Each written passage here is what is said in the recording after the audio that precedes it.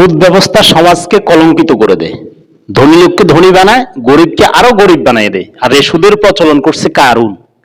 মনে রাখবেন আমার ভাইয়েরা, সুদখোর যারা তারা সবচেয়ে ছোট মনের হয় এবং তারা বেশরম, লজ্জাহীন, তাদের শরম লজ্জা বলতে কিছুই নেই।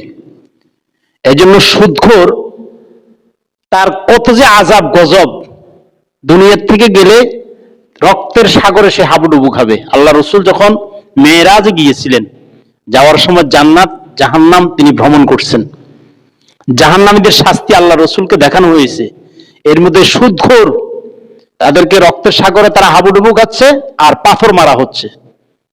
এজন্য ভাইয়েরা, সুদখোরের এত শাস্তি যে বুখারীর বর্ণনার মধ্যে আসছে 70টা অথবা 73টার এর মধ্যে সর্বনিম্ন গুনার মধ্যে যেটা বলছে সেটা হলো নিজের আপন মায়ের সাথে, গর্ভধারণী মায়ের সাথে জিনা করা। বলেন না নাউজুবিল্লাহ। খালি তাই নয়, আল্লাহ রসুল হাদিসের মুসনাদে আহমদের হাদিসের মধ্যে আসছে, জেনে শুনে যদি কেউ 1 দিরহাম পরিমাণ সুদ খায়, 36 বার জিনা করলে যে পরিমাণ শাস্তি তার থেকে আরো মারাত্মক। নাউজুবিল্লাহ।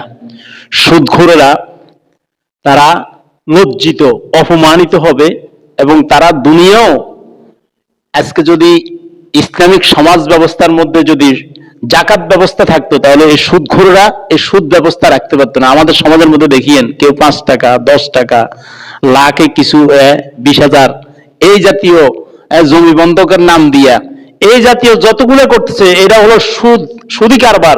আর সুদি কারবার যেই কোনো এক সময় আপনার ধ্বংস হবে, এটা নিশ্চিত। এই জন্য ভাইয়েরা, আমরা সুদ থেকে বেঁচে থাকবেন। হাদিসের মধ্যে আল্লাহ রসুল লানত করেছেন, সুদ দাতা, গ্রহিতা, সাক্ষীদাতা, লেখক, 4 জনের নামে আল্লাহ রসুল লানত করেছেন, অভিশাপ করেছেন। আসুন আমরা এই সুদ থেকে নিজেও বাঁচি, নিজের পরিবারকে বাঁচাই। আল্লাহ